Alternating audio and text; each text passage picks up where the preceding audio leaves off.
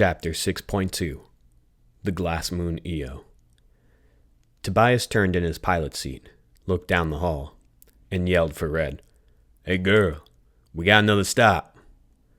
There was no response. "You hear me?" Tobias got up from his chair, walked to her room, and found her metal door shut. He banged against it with a heavy fist. "Lil Red!" No response. "All right, I'm coming in." He flicked out a finger from his claw blades and pried it between the door. He shimmied the latch, felt the lock give, and slid the doors open. Red was sitting cross-legged on her bed in her underwear, a tank top, and, of course, her red scarf. She was writing in her journal, with headphones on, blissfully unaware of his yelling. "Geez, girl, you ever take that scarf off?" She still didn't hear him, and Tobias waved to get her attention. She looked up, went wide-eyed, and shrieked. "Don't you knock?" Red threw a pillow at Tobias, and he caught it in midair. "I knock every time." He turned to the side and covered his eyes. "Now can you put some clothes on?" She grabbed her crumbled jeans from the floor and slid them on. "What do you want?" "We got another lead. We're going to stop soon." He looked at Retta's headphones hanging from her neck. "What are you listening to anyway?" "A Link album I found in the undercarriage." "Can't just stay still, can you? Gotta go snooping everywhere?" "Just a little." Retta flipped her Link around and showed Tobias the cover art. "Her name's Karada. Have you heard of her?" Who?" Kor-a-ta, Retta spelled out. "Ah," Tobias thought. "So that's how you say it." "Karada," Tobias butchered. "No, just Korata, but fast. Karada. But anyway." Tobias already heard the mounting excitement in Lil Red's voice. "Ah, here we go," he thought. "I looked her up. She's this blind singer. She's been getting big. Real big. Like blew up out of nowhere big. And her music's got this incredible sound like, yeah, that's great." "You're not listening." "Oh no, I'm listening. Listening real good." He crossed his arms over and smiled, leaning against the doorframe. "The point is," Retta said and showed her tattoo. "The Baton pointed me to it." "To the album?" "Yeah." "Why?" "I don't know." Tobias shrugged. The mysteries of the Baton were lost on him. "Well, I got good news," he said. "Heard she's going to be on the next planet we're headed to." "Wait, really?" "Yep." He stepped away from the door and squared his body to her. "But you're staying here." "Why?" "Luke is still looking for you. Ain't risk him finding you." "I think that's my own choice, Tobias." "Yeah, well, not with me it ain't."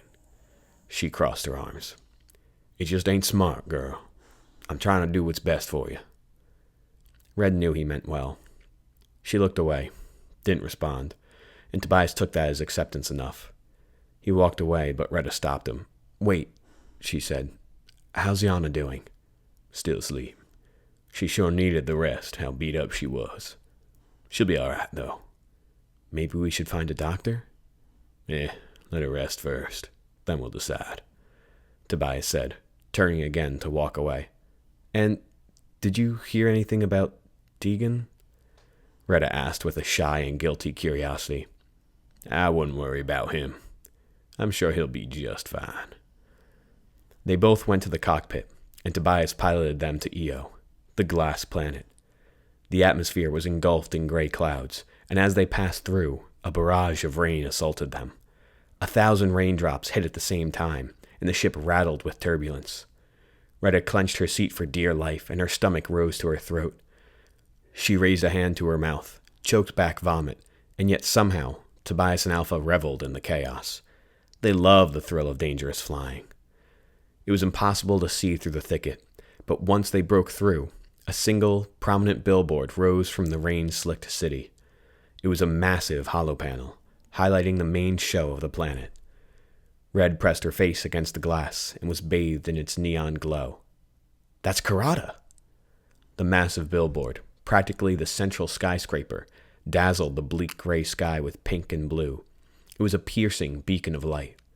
Karada, the petite pop star, was at its center with long, silky black hair, a dotted nose piercing, a braided metal choker, and an intricate silk midriff of purple and gold.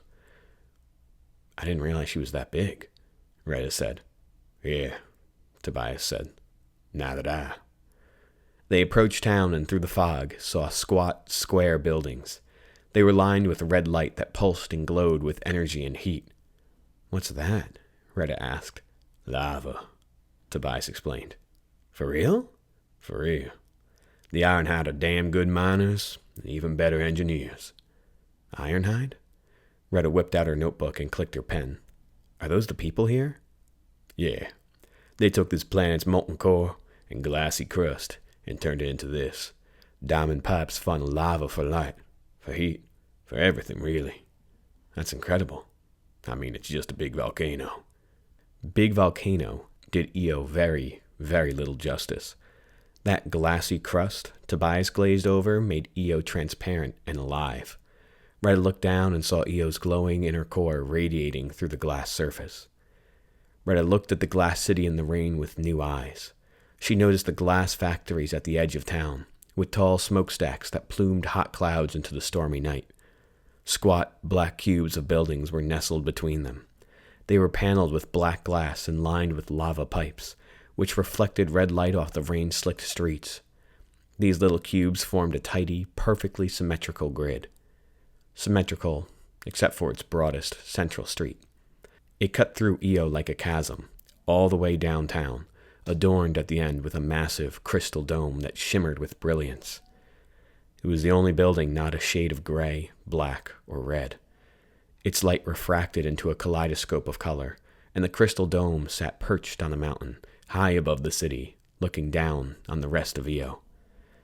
The city was dead by comparison. Hardly a soul roamed the streets because of the rain. Lonely neon lava signs flickered and buzzed in the damp, dark night, going unseen by pedestrians. But, at the very least, warm light spilled out from the windows of the buildings and reflected off the rain-slicked streets.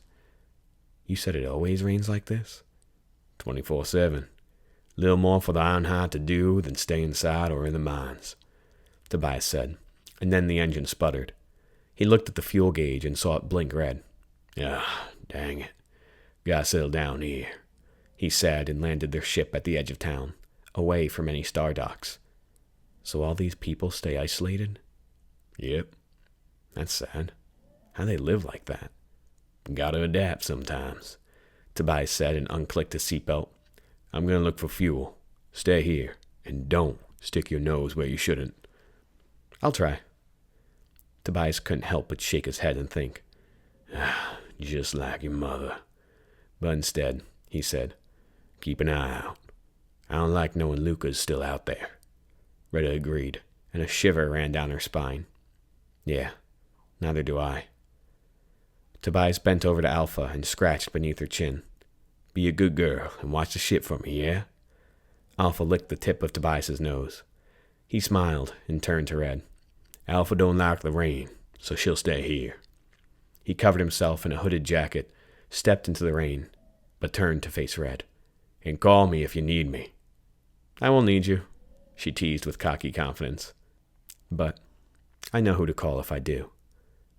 Tobias turned away, hiding the slight smile that crept across his lips, and he went into the storm.